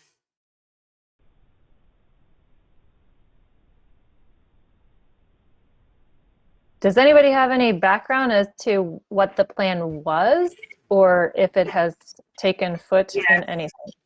Mary Elizabeth's been working on this, I believe, with Colleen, or was that Catherine? They asked me to go around with the gentleman to let's see, what was his name? To look at the butterfly. They asked me to go around with the gentleman to look at the butterfly gardens, and we did. And then when I did, they said that we were looking in the wrong places. I didn't know y'all had specific places. You wanted it off of Rollingwood Drive. And so then it seems that we didn't want to work with this gentleman at all either. So then that decision was made, and then I didn't know what y'all wanted me to do. But I do know that we have an existing garden that we need to be working with. And I don't even need any money to do it. I can go do it by myself without any money if you want me to. It's just that this is not the time of year to do it. So I just need to know what you want me to do. It was my impression that we didn't want it by Rollingwood Drive because that wasn't a good habitat for them. I don't know exactly if we have to do a butterfly garden. I thought money was set aside for that, and there was a proclamation done by the mayor for this. I mean, this goes beyond, I've been part of it for the last year, but we've made no progress with it. So I'm not sure if we have to do it, but I think there was a proclamation that designated we had to do it. Well, And I all would we really, need is the I best would spot, really and like, this time of year is the best spot, and let's move forward. I would really like to do it, at least do it on the one bed that we already have. I'd like to work with the one bed that exists. It was done by a previous resident of Rollingwood as his Eagle Scout project. He dug the bed. One thing that held us up was that last year during the, I believe it was the spring, It's My Park Day, we found there were a lot of bees in there and they were nasty. So the city had to come in and get rid of them. And so then we were dealing with sprinkler issues and so forth. And so, you know, it got kind of derailed because of that. I'd like to go ahead and at least plant that as a butterfly garden. That's one bed, one space that already exists. And then if you want, well, I can find other spaces to use as butterfly gardens. The advice that I got from the gentleman I worked with was that we want to do this where there's not irrigation, because irrigation leaves lime mineral deposits that you don't want on these plants. While it makes it look good at first, it does leave these mineral deposits that ultimately over time it builds up and then your plants don't bloom anymore. Whereas when you get these pollinating plants, such as pollinators, such as Turk's cap and plumbago and some of these others, they don't need regular watering. So I guess I need to hear from you guys. What do you have in mind? What would y'all like?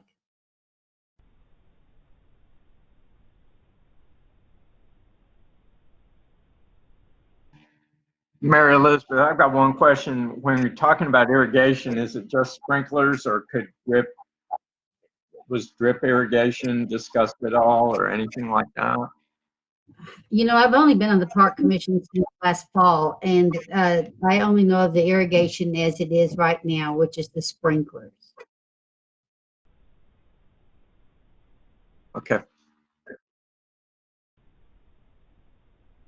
So just to clarify, are we discussing an expansion of what we already have, or are we talking about a refresh of the existing plants that are in the butterfly garden now?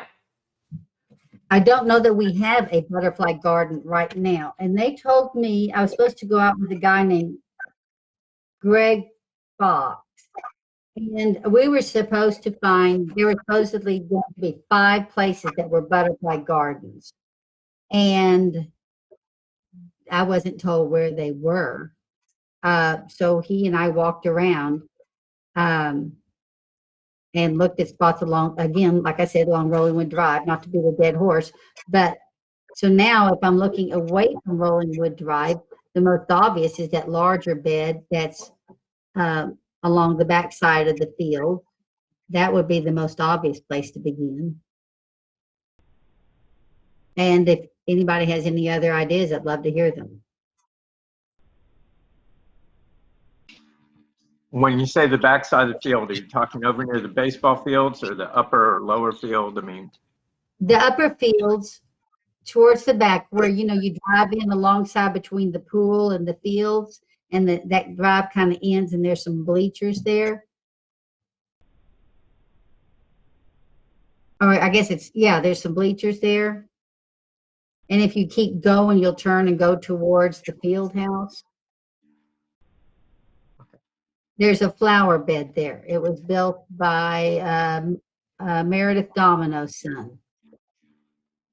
right, the back flower bed over behind all the ball fields near the back parking lot of those ball fields, correct? And nothing else. Let's just at least work with that bed. The bed exists already. It would be easy enough to make that a butterfly garden. Sure.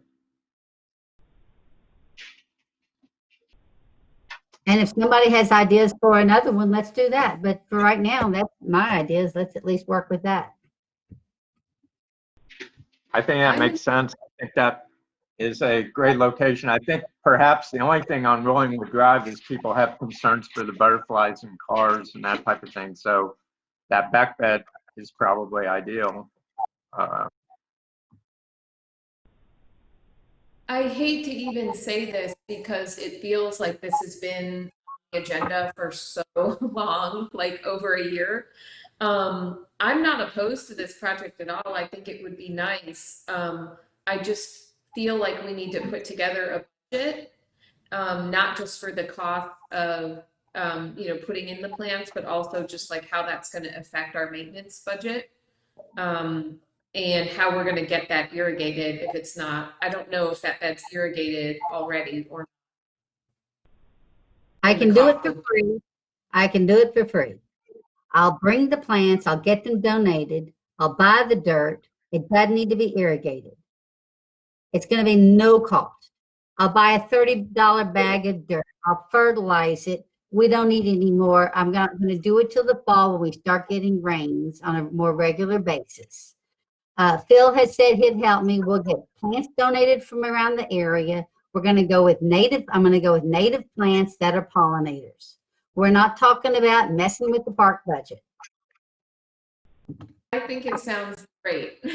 Thank you. Yes, that sounds fabulous. You are wonderful. But was there money designated to this, or why did I think that somebody who used to live here said they wanted this done, and there was some proclamation that Mayor Dyson had signed? Did I dream all that? Where did that come from? I think that's been a few years now since it was budgeted.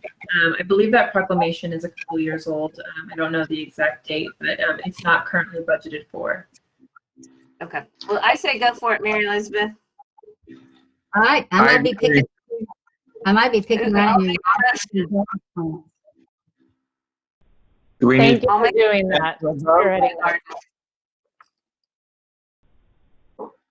Do we need to put that to a vote? Yes. We don't need a vote on this one, unless you all just want to. No, that's all right. We'll move on to the budget. The next item is discussion on possible exceptional items for the park commission budget. So for this one, I wanted to let you all know that any exceptional items for the park commission budget, anything that's not your standard operating items, are due by July 6th. So that's what this discussion item was for y'all to discuss any possible items that you think you would like included as an exceptional item during the budget process. So. Would that include the preliminary talks that we had? I think it was Phil, you and I, when we walked around to see if we wanted to do some type of tree removal, excavation, and runoff of the water system, putting gutters and downspouts on the lower level pavilion. Is any of this ringing a bell with you, Phil? Is that what we're talking about here, Ashley?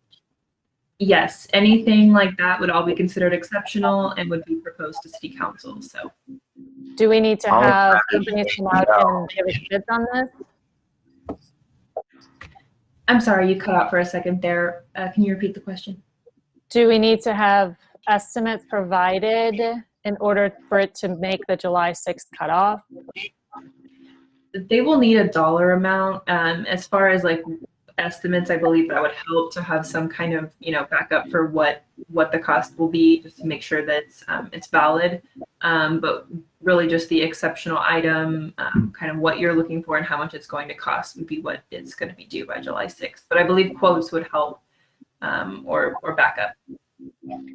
Ashley, can you email the commission the exceptional item form that the city council uses?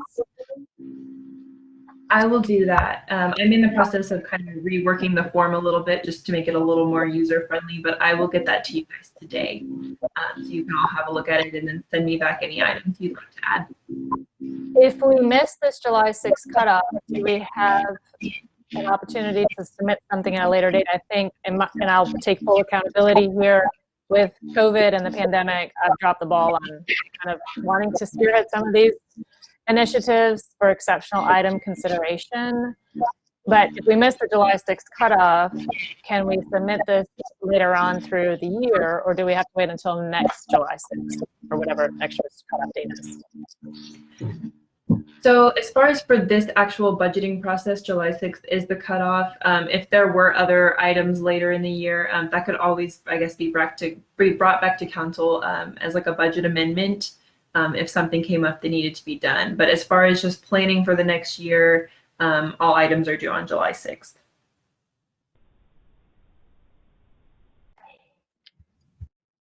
Okay, so commission, do we want to discuss this between now and July 6th to see if there's anything that we want to have council consider for budget?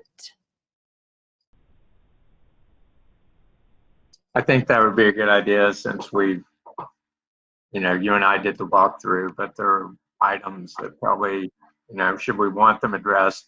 I know David did put in that gutter that we were talking about. I walked over there yesterday and looked at it. With the last big rain that we had, it kind of had a lot of runoff and gravel and got filled in. There's a lot that could probably warrant either park commission people doing a informal walkthrough on their own to see what they see, or we could arrange to have a socially distanced walkthrough, that type of thing. But now would be a good time, just given that one of our main issues is runoff, and it's very easy to see what the issues might be with that, particularly with the lower part and the upper part of the trail. Some of the decomposed granite got washed away, that type of thing. I agree with you, Phil. I'd like to do a walkthrough with you guys, especially since this is my first meeting and just familiarizing myself with some of these details. So, Ashley, do we have to do this with maybe one or two only, so that way we're not, what is that, violation of the open meeting quorum or something? Yeah, the open meeting. Yeah, and yeah, you could not have a quorum though. So I think groups of 2 would probably be the best. I'm happy to help schedule those and walk through with you guys. I know we have like a recurring monthly one, and I think one was today, but obviously we're here, so we can revisit that schedule online, or just set up, another set for these exceptional items if y'all want to walk through a couple at a time and see what you think you can find, and I'd be happy to help coordinate those. Ashley, can you tell us what the bid requirements are? Do we have to get bids from more than one vendor if it's outside vendors? And then if the labor is going to be performed by David and the Public Works, crew that's employed by the city, are we just getting quotes for the materials? Can you just walk us through exactly what we need to do to fulfill those requirements?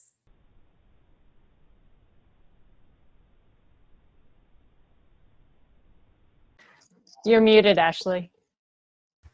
Sorry. Okay, so I'm looking at the exceptional item request right now, and forgive me, this is my first full budget cycle, so I'm still trying to catch on to the way we do things around here. But the form just requires like a background and purpose for the item. I think the more background that you can give in the actual budgeting process, the better. But when it comes to the actual purchase of the item, quotes and everything will need to be received, depending on kind of what threshold the dollar amount for the items is. It doesn't look like here that it, requires you to attach quotes or anything, but that would be very helpful to the council, I'm sure, when they are discussing the exceptional items, and I'm sure the more backup, the better. And as far as if Public Works is going to be doing the actual work, I don't believe you have to include that in the cost, but it would just be good to, make sure you covered all the materials that would be required. And remind me, where do we post when we've been doing our monthly walkthroughs? where do we post the action items? 'Cause I know we were taking pictures and we were pretty diligent with it, the process, but did it ever get uploaded to a certain location that we could, again, refresh our memories? And for David and Don, new to the Parks Commission, they can at least read through and see the photos that we took pictures of and what we're trying to do and how we're trying to communicate those changes that are being made. Sure. As far as the few walkthroughs we did get through this year before all of this kind of took a different direction, we mainly just worked with the chair and kind of the main items we could see that when we did the walkthroughs we knew needed attention were reported to Public Works, and they were on those and they took care of them. We have not actually put them all in a separate location, but since we do have a Dropbox folder or a Google Doc for all the signing up for the park, we could definitely add kind of some outstanding items on there that we find in the park from here on out. And I also, Council Member Wendy Hunley does have her hand up, so I'm going to go ahead and unmute her. Or Wendy, I think you can unmute yourself. Thank you. I didn't want to interrupt the conversation that y'all were having, so I was just waiting to get called on. I just wanted to explain how the budget process works really quickly for the new faces on the Park Commission. How the City Council does our budget is we have a keep the doors open budget, which is this is what it costs to operate and function as a city, what we have to have for employees. This is what it costs to keep the doors open. And we operate from that baseline budget of keeping the doors open, that anything above that is considered an exceptional item. So the exceptional items come into the City Council during the budget review process that we're going through. We have a budget calendar. If something does come in after that first deadline, we don't actually approve the budget when that first deadline is, but the sooner that we get those exceptional items in, the more likely that we're going to be able to consider it for the end of the budget item. But what the council basically will do is look at all of the exceptional items that come in under every different department, and then we have to choose which ones that we're going to do. So the more information you have, the better. The more clarification you have as to when the project can be done, how it would be finished, justification for it, research. It's helpful in order for us to be able to make that informed decision for the budget process. But I would add that if we don't have something budgeted, we can't do the project until we come through and make a budget amendment. But budget amendments can come later. If there's a project that the Park Commission wants at a later date, then you come and you ask for a budget amendment before the City Council and see if we can find funds for it based on our budget at the time. Or we can also ask our CDC. So I just wanted to say that.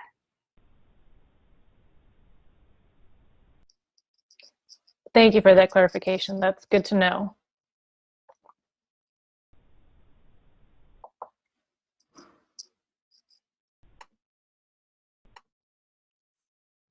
So Ashley, what do you need from us at this point? Is this just for us so that we can go ahead and get those numbers? We don't need any action. We just wanted to kind of open up the floor in case y'all wanted to discuss any specific items you're looking at. And other than that, y'all can all email me. I'll send you out the form. And if y'all want to email back any exceptional item requests by July 6th, that would be great. Okay, great. Well, we're almost at the 2-hour mark, and we're really hitting our stride with the lease agreement. I would recommend next time we start with the biggest chunk of time and how that looks rather than leaving it at the end. I feel like this was a real disservice because I know that I can't stay much longer. And this was something that I know will generate a lot of discussion. So that would be my recommendation going forward, that we don't leave the biggest action item till the end. But with that said, let's talk about the lease. And I may need to drop off, and then our fearless leader, Phil, will take my role. But, okay, so I guess the formal discussion is an update on the status of the athletic facilities lease. The first thing that I review that I look at is under 5.2, that it says that the annual consideration shall increase by 2% each year of the $33,000 annual as a non-refundable fee. if my math's right, that's $660. Is that right? So that's what we're proposing for the next 10 years that they increase by. I mean, I would obviously build off of that base. Before we Let's go into take a this, step back really quick and let Ashley tell us where we are, because it doesn't say that we get an action item or anything. All it says is update. So let's let Ashley kind of set the stage for what is happening and what we are expected to do or not do with the information we have. Sure. So the lease, this is actually the final version, minus the starting date and some signatures. It has been approved already. It was approved by council on June 17th. And I did have a request from Phil McDuffie to put this on the agenda for y'all's review, but it is approved by council. right. So what I would like to say about that is I attended the meeting. There were a lot of changes being made on the fly during it. Sarah Huntley also requested that a final version be made available before a vote was taken. A vote was requested and ramrodded through.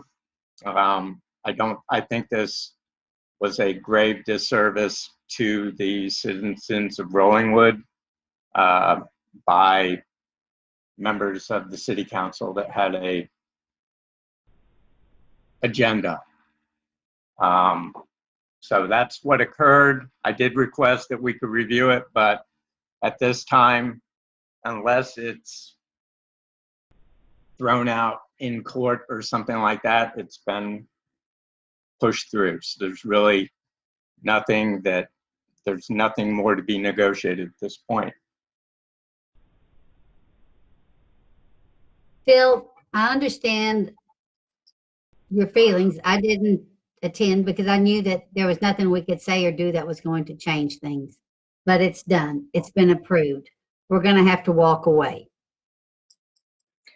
And we're going to have to trust that the leaders of our city did the due diligence, and it's not going to be ideal in every situation and scenario, but we put our trust in them to represent our city in our best interest. And I think the Park Commission should do the same thing to stand behind the council. That's just my 2 cents of it, and then moving forward.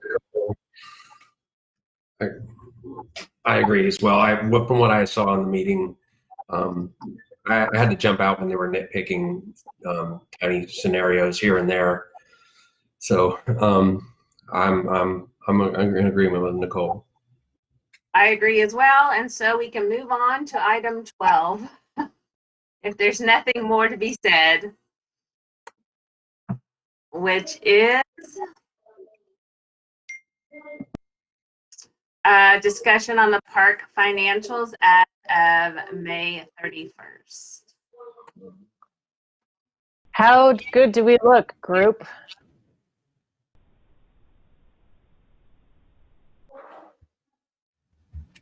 I did want to mention that this was not necessarily meant to be a report because it is a discussion. So y'all are welcome to discuss it or not. But it was under the department reports section, but it has a discussion item. So.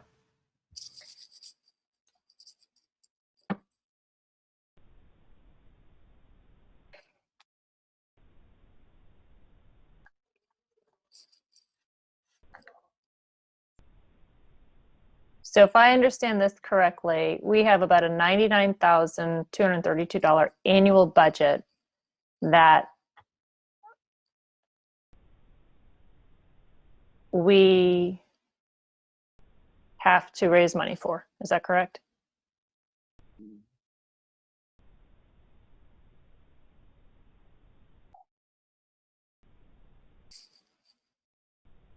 And then can you give us a little bit more detail about the landscaping and lighting budget for $50,000?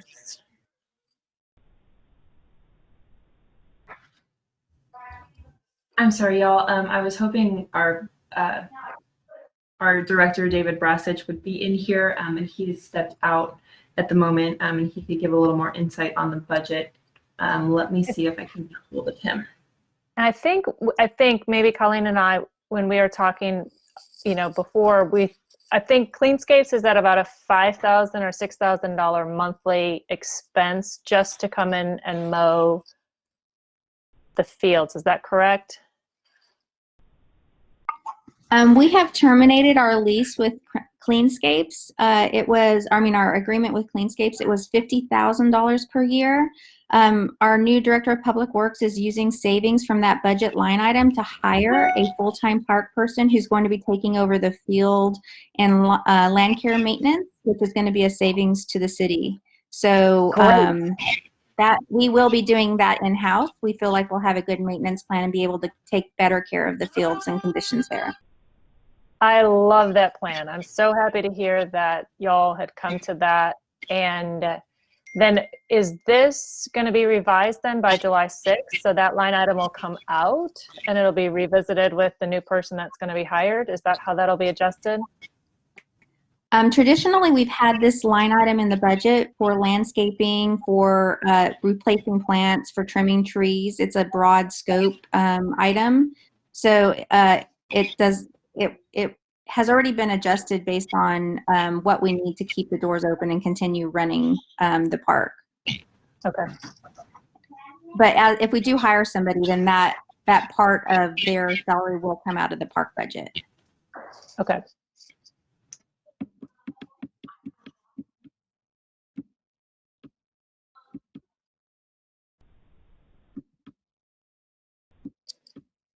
And then obviously with the playground mulching and maintenance, we just approved a big, I think it was like $11,000 line, maybe a couple months ago to remulch everything because it had kind of been negated for the last 4 or 5 years, I want to say. So this is just a regular maintenance on an annual basis of what we're projecting for the playground mulching and maintenance for the $5,000 line item. I think it was a little, it was more this year because it hadn't been taken care of. So in the budget process, we'll be revisiting that to make sure that we're budgeting the correct amount each year. This was just kind of a major overhaul of the playground mulch.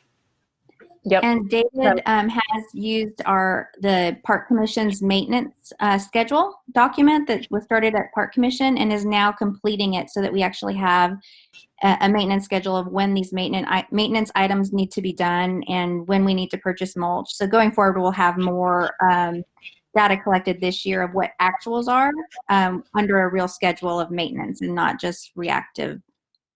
That's great. That's great. And then I think there was some kind of talk about tree trimming, whether it's done on every third-year basis. Are you thinking that should be more in our, what we have to submit by July 6th, an exceptional item to the budget, or is that built into this right now? That is built into this. We actually just had the tree trim last year in a major park cleanup.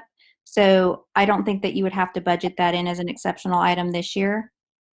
Great.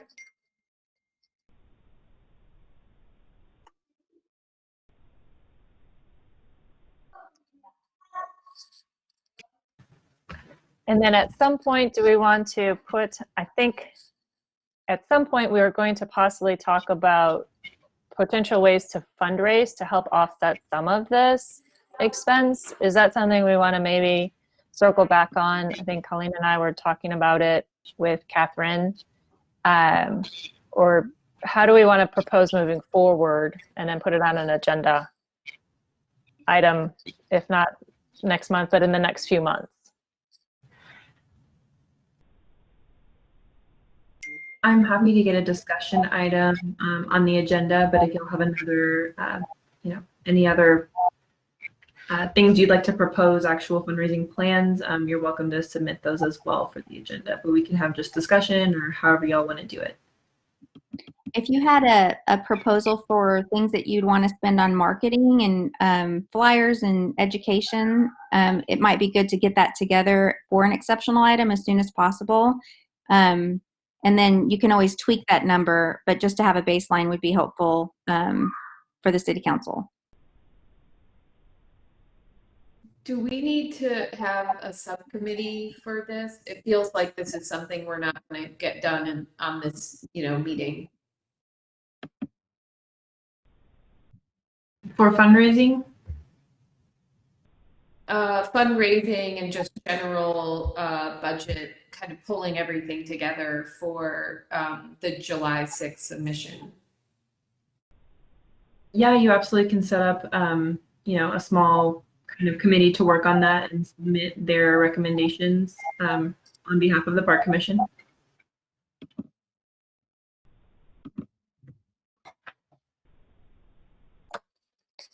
Well, I'll volunteer myself to be a part of that subcommittee, but I'm going to need other people to be on. I won't be much of a subcommittee of one.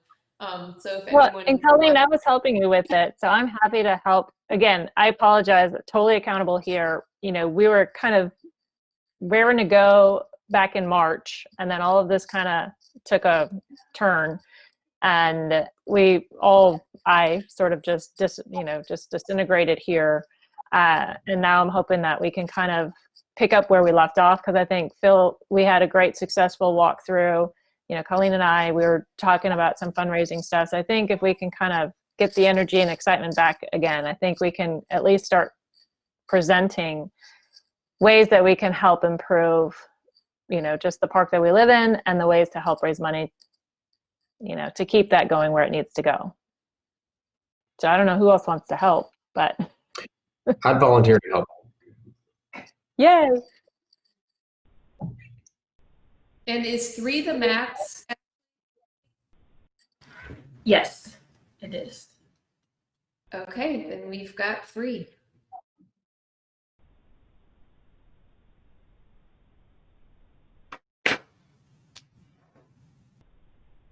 Excellent. Did we get through all of our agenda items? We did.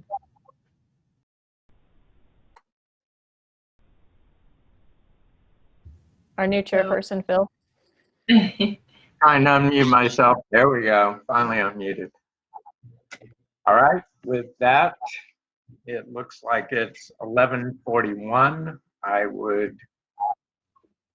Someone would like to vote to adjourn and end the meeting. I believe that's what we would be doing. Is that correct? You can just announce that the meeting is adjourned and the time, and that suffices. 11:42 a.m. The meeting is adjourned and complete. Thank you all. All right, thank you, everybody. Appreciate it. Thank Thank you. you. Bye. Thank you all.